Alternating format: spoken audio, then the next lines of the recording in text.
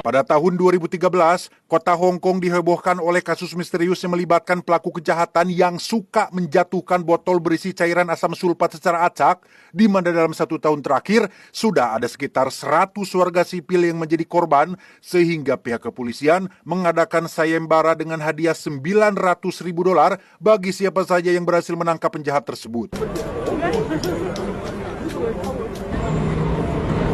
Dan kisah akan berfokus pada seorang pria tunanetra bernama Johnson, tapi bukan Heroteng. Johnson adalah seorang detektif jenius yang diberhentikan dari kepolisian gara-gara insiden yang mengakibatkan matanya buta, sehingga kini ia lebih fokus menjadi seorang detektif swasta yang memecahkan kasus-kasus berhadiah, termasuk mengincar sosok pelaku pelempar botol asam sulfat.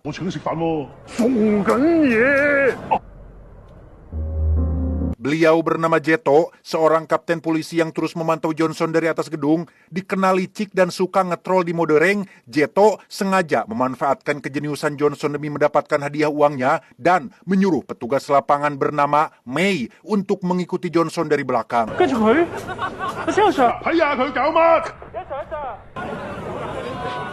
Tak lama, Johnson tiba-tiba mencium bau menyengat dari tubuh seorang pegawai kantoran berbadan gempal, di mana saat Johnson mengikutinya ke dalam swalayan, diketahuilah jika pria gempal ini sedang membeli sebuah botol berisi cairan asam sulfat dan bisa dipastikan bahwa dialah pelaku yang sedang dicari-cari.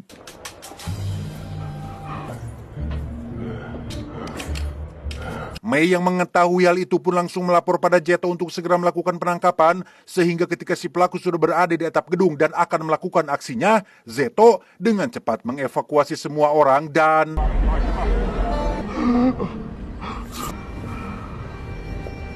Tepat saat si pelaku gagal melakukan aksinya, Johnson terlihat sedang menelepon biro hadiah untuk melaporkan temuannya, tetapi...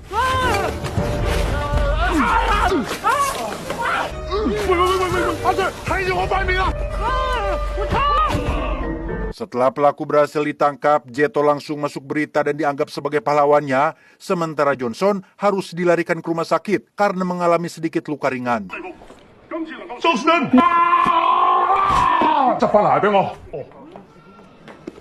Tak lama, muncullah Jeto yang datang untuk menjenguk sekaligus meminta maaf karena sudah menyalip kasus ini, di mana Jeto hanya bisa tertunduk lemas ketika Johnson memarahinya gara-gara hal tersebut. Berapa waktu berlalu, Johnson kedatangan Teteh May yang ingin minta bantuan soal kasus orang hilang 10 tahun yang lalu. Orang hilang tersebut bernama Mini, yang tidak lain adalah teman dekat May sendiri. Sebelum dinyatakan hilang, Mini sempat curhat tentang masalah pribadinya seputar kehidupan asmaranya. Intinya, sosok Mini ini diketahui sedang patah hati oleh seorang cowok, dan terakhir kali May lihat, Mini sedang menangis di pertigaan jalan sebelum akhirnya hilang entah kemana.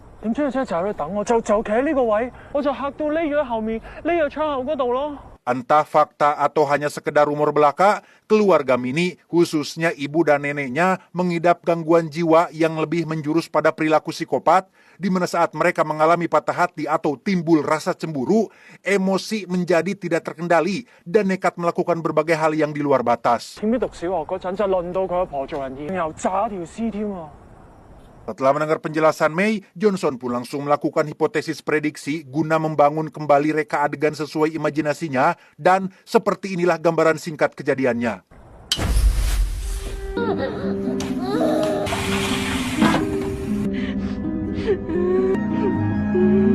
Karena sudah larut, May pun membawa Johnson ke rumahnya untuk menginap, yang karena ini adalah kali pertama Johnson berada di rumah orang lain, ia pun mengeluarkan bola pingpong dan menggelindingkannya ke segala arah untuk mengetahui letak pintu dan luas rumah.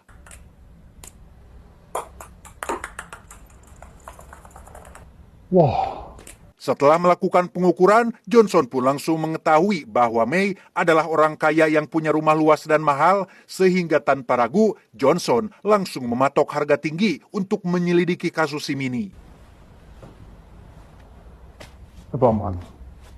Supaya menjadi simbiosis mutualisme alias saling menguntungkan satu sama lain, Johnson bersedia memecahkan kasus Mini secara gratis asalkan May mau membantu kasus lain yang sedang Johnson tangani saat ini.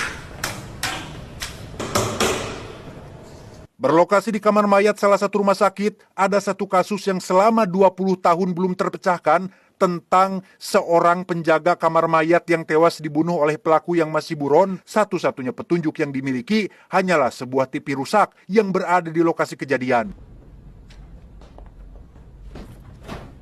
Dugaan sementara korban adalah paman penjaga kamar mayat dan pelakunya adalah rekan kerjanya sendiri. Dimanja Johnson langsung melakukan simulasi dengan membayangkan pertengkaran antara paman dan si rekan sampai berujung pada pengerusakan televisi.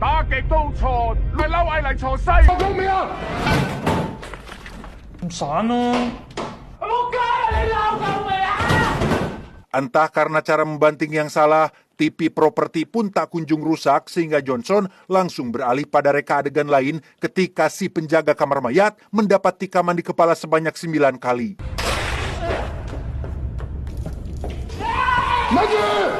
Menggunakan helm yang sudah dipersiapkan, May akan berperan sebagai penjaga kamar mayat dan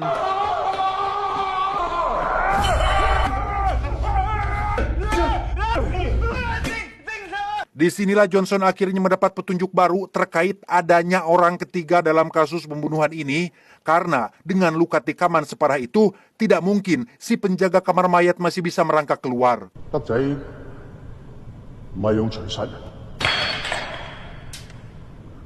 Dengan teori baru yang menyatakan ada satu pelaku dan 2 korban, kenapa hanya jasad si paman saja yang ditemukan? Kemana jasad korban yang satunya? Tak mendapat jawaban, Johnson pun kembali pada petunjuk awal, yaitu TV rusak. Johnson mencoba fokus pada penyebab rusaknya TV tersebut yang kemungkinan besar dibanting dengan cukup keras. Bantingan keras seperti itu tidak mungkin terjadi jika bukan karena emosi. Acara TV apa yang membuat mereka sampai emosi? May memberitahu bahwa pada waktu dan tanggal kejadian sedang ada tayangan pacuan kuda yang biasanya banyak orang memasang taruhan alias judi, sehingga bisa ditarik kesimpulan bahwa motif awal si pelaku adalah kalah judi kemudian menghabisi rekannya sendiri.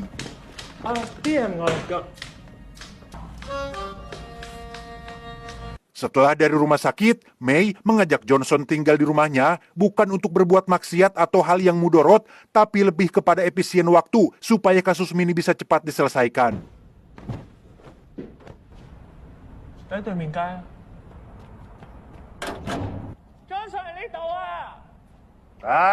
Keesokan paginya, Johnson langsung memulai investigasi dengan mendatangi seorang wanita tua yang merupakan neneknya si Minnie.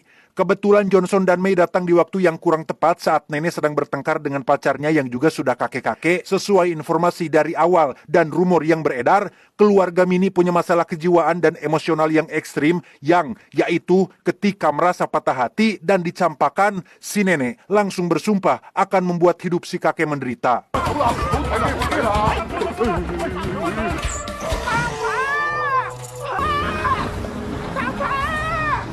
Karena si kakek pergi, nenek pun langsung mengejarnya dengan taksi, disusul oleh Johnson dan May yang juga ikut naik.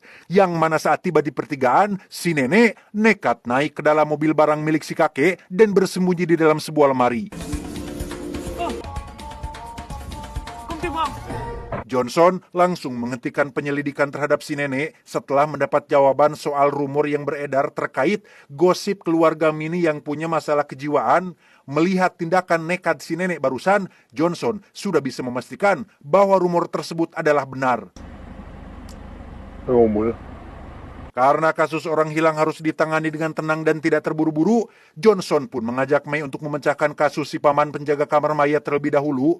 Mereka pergi ke kota Macau yang merupakan pusat judi untuk mencari pelaku yang diduga kabur ke kota ini.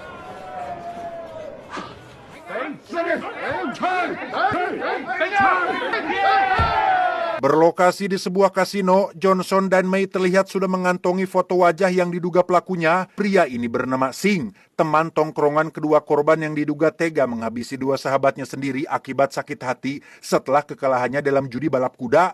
Dengan asumsi bahwa Singh adalah sosok temperamental yang mudah terpancing emosinya, Johnson dan May pun sengaja duduk satu meja judi dengan Singh untuk memastikan apakah benar dia emosian.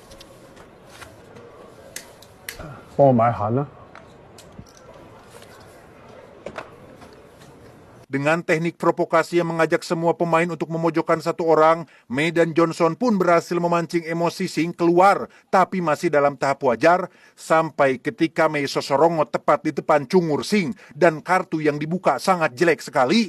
Tiba-tiba...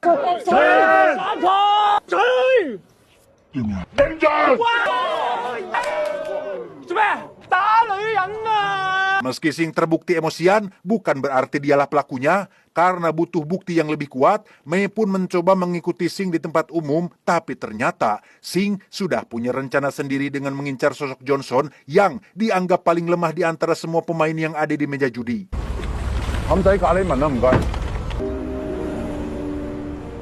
Karena Johnson buta, ia pun tidak sadar jika kendaraan yang ia naiki saat ini bukanlah mobil taksi, melainkan mobil milik Singh yang ingin berniat jahat kepadanya. Karena Johnson punya indera penciuman tajam dan mampu mengenali aroma tubuh setiap orang, Johnson pun mengambil foto wajah Singh menggunakan ponsel dan mengirimkannya kepada Mei untuk memastikan apakah itu Singh atau bukan.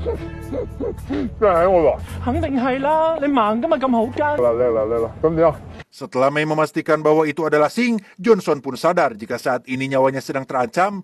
Johnson dengan cepat mengambil foto jalan raya agar Mei tahu kemana arah lokasi ia dibawa dan mulai meremas sebuah biskuit untuk sebagai senjata pertahanan.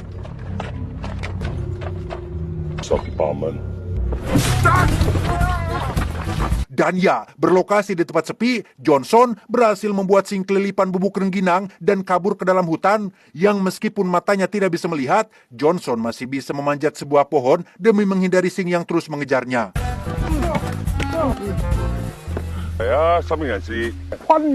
Disinilah Johnson lagi-lagi menggunakan otak cerdasnya dengan berteriak bahwa Singh sudah membunuh 2 penjaga kamar mayat. Otomatis Singh pun jadi terpancing dan ngaku sendiri bahwa kejadian itu sudah lama sekali, tanpa sadar jika sedari tadi Johnson sudah menyalakan perekam suara.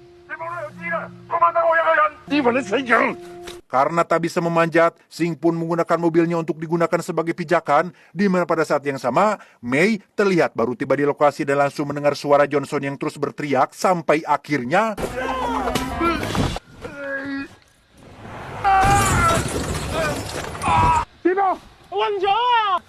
Thank you. Beberapa waktu berlalu setelah sukses memecahkan kasus penjaga kamar mayat, kini Johnson bisa fokus pada kasus Minnie. Sesuai keterangan Mei sebelumnya yang menyatakan bahwa Minnie menghilang setelah dicampakkan oleh pacarnya, Johnson pun meminta bantuan Zeto, sang kepala polisi, untuk mengumpulkan berkas wanita hilang dalam 10 tahun terakhir.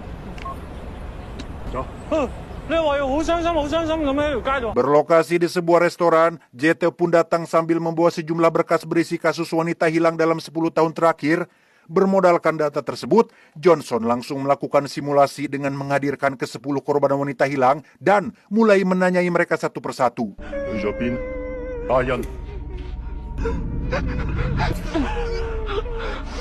Sama seperti detektif Sherlock Holmes, Johnson mampu memasukkan semua data dan informasi ke dalam kepalanya.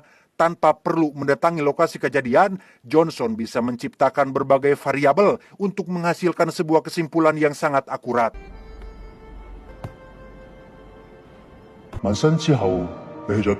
Memanfaatkan kecerdasan berpikir yang ia miliki, Johnson pun membuat sejumlah variabel yang memungkinkannya dapat menciptakan teori secara akurat, sampai akhirnya Johnson mendapat sebuah jawaban bahwa ke-10 korban menggunakan mobil taksi dan supir yang sama sebelum akhirnya dinyatakan hilang.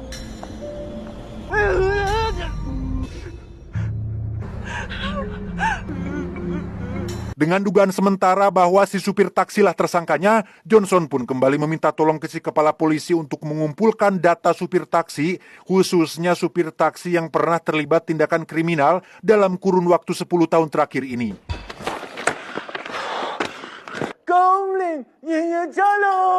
Sambil menunggu kepala polisi mengumpulkan berkasnya, Johnson dan Mei pun pergi ke TKP awal, yaitu jalan pertigaan, yang mana di situ Mei mendadak teringat dengan satu orang bernama Joe, bocah laki-laki tampan yang dulu satu sekolah dengan Mei dan Minnie, sekaligus bocah laki-laki yang sempat ditaksir oleh Minnie.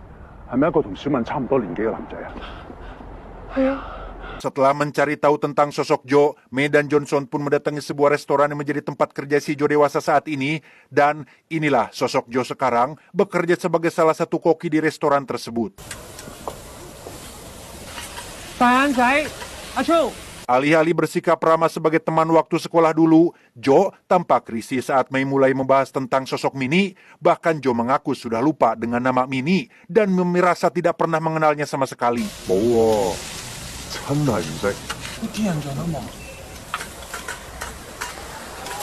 Penasaran dengan si Jo yang tampak menyembunyikan sesuatu, Mei dan Johnson pun mulai melakukan pengintaian untuk mencari tahu kehidupan pribadinya, di mana Jo kedapatan menjalin hubungan dengan istri orang lain, padahal dari informasi yang Mei dapatkan, Jo dinyatakan sudah menikah. Bahkan saat ini, istrinya sedang hamil tua anak pertama mereka.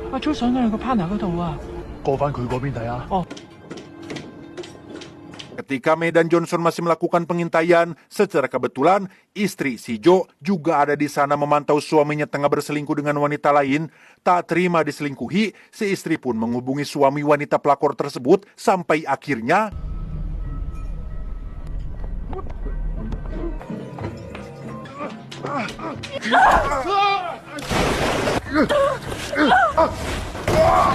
sesaat setelah insiden Jo jatuh dari balkon, sang istri yang tengah hamil tua pun langsung mendekati Jo bermaksud menolongnya, tetapi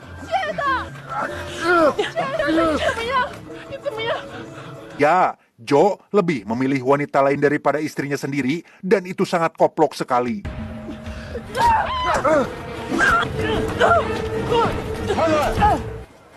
Akibat insiden barusan, Jo pun langsung dilarikan ke rumah sakit dengan Mei dan Johnson yang langsung menemuinya untuk meminta keterangan. Setelah dipaksa, Jo akhirnya mau untuk jujur bahwa dulu ia dan Mini memang sempat pacaran selama 1 bulan, namun karena wataknya yang memang suka selingkuh, Jo dan Mini pun akhirnya putus sesaat sebelum Mini dinyatakan menghilang.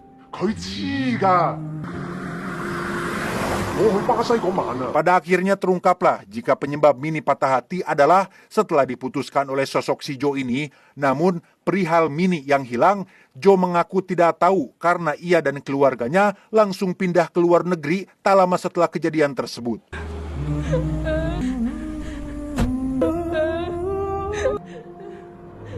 Dua hari kemudian, Jo dan Mei pun menerima berkas dari kepala polisi berisi data supir taksi yang pernah terlibat kasus kriminal. Dari sekian banyak supir taksi yang Mei sebutkan, Johnson tertarik dengan satu supir yang baru keluar dari rumah sakit jiwa, sehingga mereka langsung meluncur ke lokasi saat itu juga.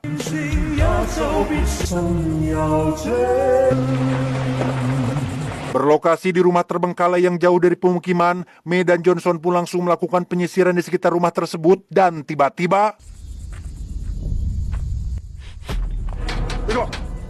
dia bernama Chan Chan, mantan supir taksi yang baru keluar dari rumah sakit jiwa. Entah sudah waras atau belum, tapi jika dilihat dari penampilannya yang memakai rok tenis wanita, Chan Chan dipastikan masih sakit dan sangat cocok sekali diangkat sebagai pejabat pemerintahan di negara sana.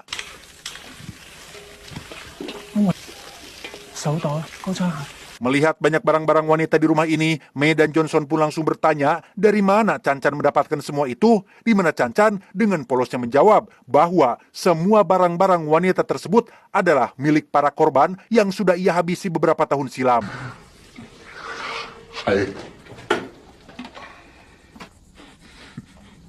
Saat Mei menyebutkan ciri-ciri sosok Mini, Chan Chan pun seketika terdiam dan langsung mengajaknya keluar dan ya, Chan Chan menunjukkan tengkorak salah satu korban yang masih tersimpan dengan utuh di dalam bagasi mobil taksi lamanya. Entah itu tengkorak Mini atau bukan, Chan Chan langsung membawa Mei ke sudut lain untuk diperlihatkan sejumlah tengkorak yang merupakan korban-korbannya di masa lalu.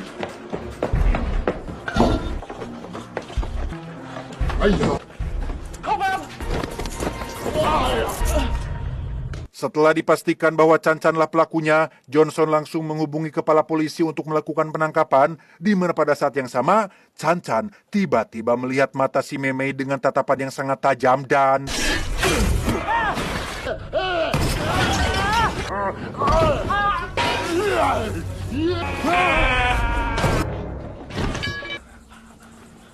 karena terpaksa, Johnson pun menghabisi Chan Chan di tempat. Sementara untuk Mei, ia mengalami luka parah akibat kejadian barusan. Tak ada pilihan lain, Johnson yang buta pun nekat menyetir mobil menuju rumah sakit dengan Mei sebagai navigatornya.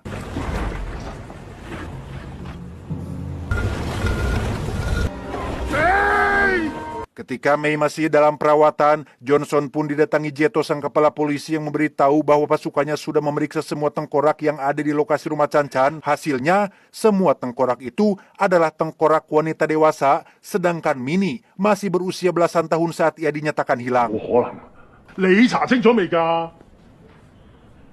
Sadar bahwa Chan-Chan bukanlah pelakunya, Johnson pun jadi punya dugaan jika Mini kemungkinan masih hidup. Teringat dengan sosok neneknya Mini yang nekat mengejar kakek pujaannya sampai-sampai bersembunyi di dalam lemari, Johnson pun berasumsi jika Mini melakukan hal serupa dengan mengejar si Jo sampai ke luar negeri. Untuk membuktikan teorinya, Johnson mau tidak mau harus menemui Jo secara langsung demi memastikan asumsi tersebut. Mendengar Johnson akan pergi sendirian, Mei pun jadi khawatir dan nekat kabur dari rumah sakit.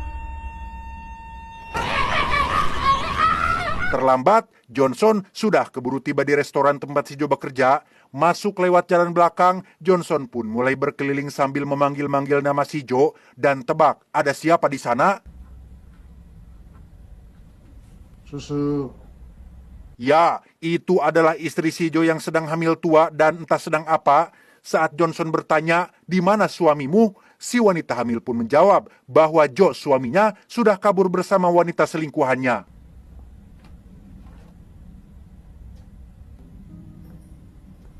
Curiga dengan si wanita hamil yang ada kaitannya dengan kasus Mini, Johnson pun mulai menceritakan tentang teori kronologi bagaimana Mini menghilang, bahwa pada malam saat kejadian, Mini kecil sudah tahu tentang rencana Jo dan keluarganya yang akan pindah ke luar negeri. Untuk itu, Mini kecil pun nekat masuk menyelinap ke dalam kapal yang Jo dan keluarganya tumpangi dan bersembunyi di dalam sebuah lemari.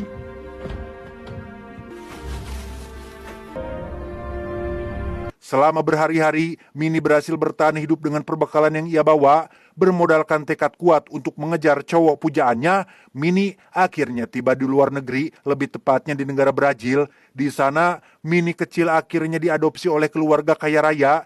Ia tumbuh dengan satu tujuan, yaitu mendapatkan sosok Jo yang sangat dicintainya. Mini dewasa, kemudian melakukan operasi plastik, merubah wajahnya menjadi lebih menarik, sampai akhirnya Jo pun tertarik dan menikahi Mini, lalu pulang ke sini ke kampung halamannya.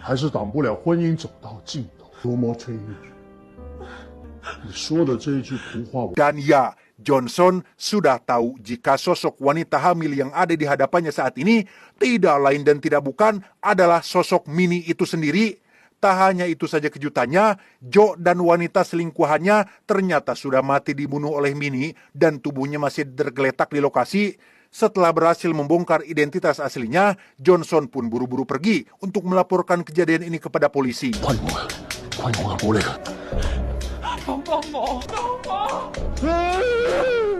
Saat Johnson akan pergi itulah, air ketuban Mini pun pecah, pertanda ia akan segera melahirkan, sehingga alih-alih mengabaikannya, Johnson yang kasihan pun terpaksa kembali untuk menolongnya, dan tiba-tiba...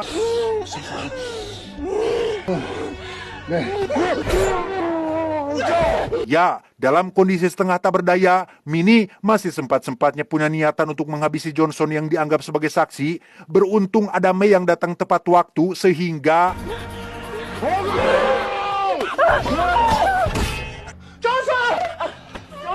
Saat Mei masuk, Johnson sudah terluka akibat satu tikaman yang mengenai perutnya. Namun meski begitu, Johnson masih peduli pada orang lain dengan menyuruh Mei untuk membantu kelahiran bayi si Mini. Dan setelah berjuang selama 1 menit, si bayi berhasil keluar dengan selamat, tapi tidak dengan Mini ibunya yang langsung tiwas seketika.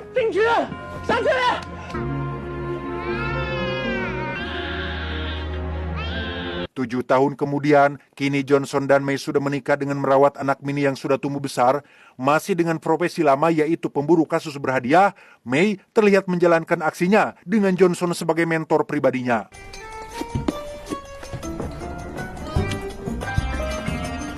Tamat,